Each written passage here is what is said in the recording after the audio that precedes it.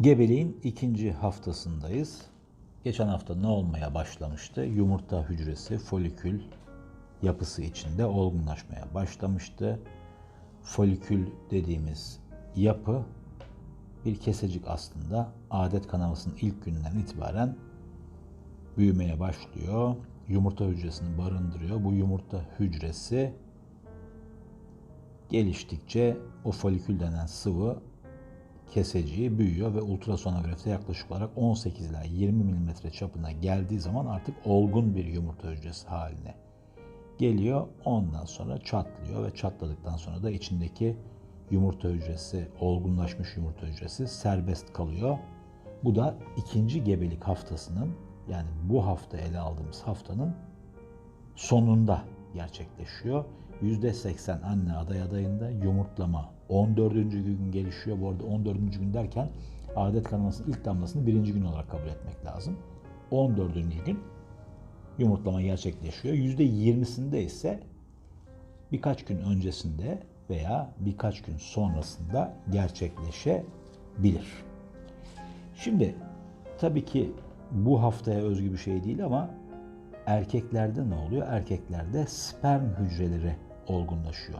Yumurta hücresi ile sperm hücreleri arasındaki fark şu: yumurta hücresi hareketli bir hücre değil, ancak sperm hücreleri kuyrukları sayesinde oldukça hareketli hücreler. Bunun böyle olması lazım çünkü gebelik için rahim ağzına geldiklerinde rahim ağzından rahim içine geçecekler. Ondan sonra yumurtlama olduktan sonra fallop tüpünün içinde bekleyen yumurta hücresine ulaşmak için gene yüzmeleri lazım. İkinci bir fark da yumurta hücresinin çap olarak oldukça büyük bir hücre olması, sperm hücresinin ise oldukça küçük bir hücre olması. Böyle çok katlı bir apartmanın içine girmeye çalışan bir insan gibi oranlayabiliriz yumurta hücresi ile sperm hücresi arasındaki oranı. Yani o kadar bariz bir şekilde farklılık var büyüme açısından, büyüklük açısından. Bir de tabii ki yumurta hücresi döllenmek için bir tane üretiliyor her ay. Halbuki erkeklerin sperm depolarında diyelim, testisler içerisindeki sperm depolarında milyonlarcası hazır bekliyor ve bu milyonlarcası genital kanalının içine giriyor. Ve tabii ki azala azala en hareketlileri ve en güçlüleri yumurta hücresinin etrafını kuşatacak hale gelebiliyorlar. Yumurta hücresi bir tane, halbuki sperm hücreleri binlercesi. Bunlar arasından bir tanesini yumurta hücresi seçiyor ve içine doğru alıyor. Bu arada sperm hücreleri ile yumurta hücresi arasında bir fark daha var. Yumurta hücresi yumurtlamadan sonra 12 ila 24 saat yaşayabiliyor. Ondan sonra ortadan kalkıyor. Canlı olmayan bir hale geliyor. Halbuki sperm hücreleri genital kanal içerisinde 3 ila 5 gün canlı kalabiliyorlar. Buradan çıkacak sonuç nedir? Gebeliğin oluşabilmesi için yumurta hücresi orada olduğu anda sperm hücrelerinin hazır bekliyor olması veya hemen 12 ila 24 saat içerisinde gelmesi lazım. Nasıl sosyal hayatta kadın bekletilmezse, biyolojik olarak hamilelik söz konusu olduğu zaman da yumurta hücresi bekletilmemesi lazım. Sperm hücreleri orada hazır ol da beklemeleri lazım. Çünkü sperm hücreleri 3-5 gün arası yaşayabiliyor. Yumurta hücresi sadece ve sadece 12 ila 24 saat yaşayabiliyor. Bu hafta dediğimiz gibi anne adayında olan değişiklikler folikülün olgunlaşması ve sonuna doğru folikülün yumurta hücresini serbestleyecek şekilde çatlaması. Peki yumurtlama olduktan sonra ne oluyor? Bu biraz gelecek haftanın konusu ama yumurtlama olduktan sonra bir adet sperm hücresi yumurta hücresinin içine giriyor. Ondan sonra eğer sağlıklı bir şekilde birleşme gerçekleşirse gebelik başlıyor. Bu arada yumurtlama gününü saptamak için birçok yöntem olmakla beraber bunlar arasında en eskileri salgı, rahim ağzı salgısının uzayabilirliğini ölçmek. Spinnbarkeit deniyor buna Almanca. Kadın içeriden aldığı salgısını, rahim ağzı salgısını böyle elinde iplik gibi uzadığını görürse eğer, o zaman yumurtlama gününün olduğunu görebilir. Onun dışında termometre ile ölçüm metodu vardı eskiden. Şunu biliyoruz ki anne adayının vücut ısısı yumurtlama olduktan sonra yaklaşık olarak 1 derece civarında artıyor. Yarım derece ile 1 derece arasında ve bu da yumurtlamanın olduğunu gösteriyor.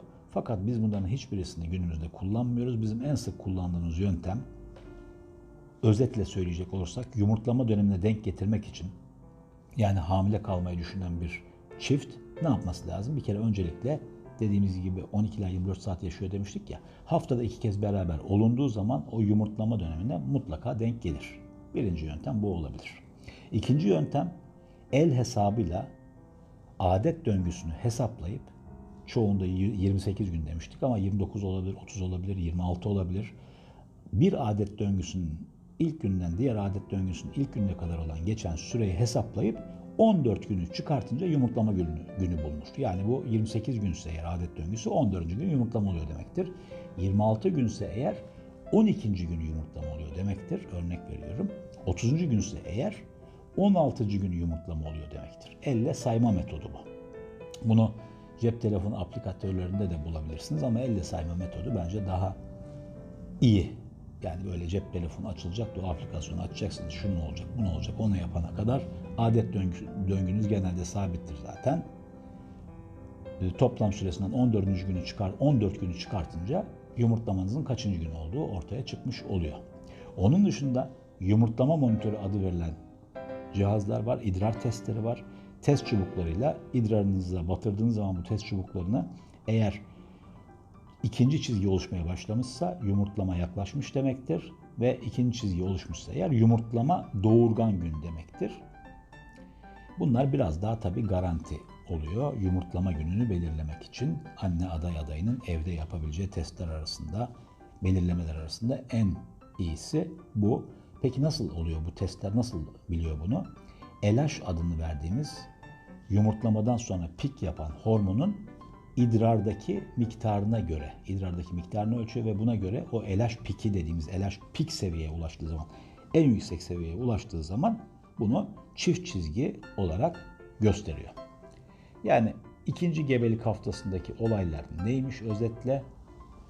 Yumurtlamanın gerçekleşmesi bu haftanın sonunda 14. günde, 28 günde bir adet gören birisi için esas bu haftanın olayı budur ama dediğim gibi hala da hamile değil anne adayı ama bu döngüde hamile kalacağını varsaydığımız için bu 2 gebelik haftasında o hamile kalınan haftalara eklemiş oluyoruz. Birinci haftada anlattığım gibi. Gelecek hafta görüşmek üzere.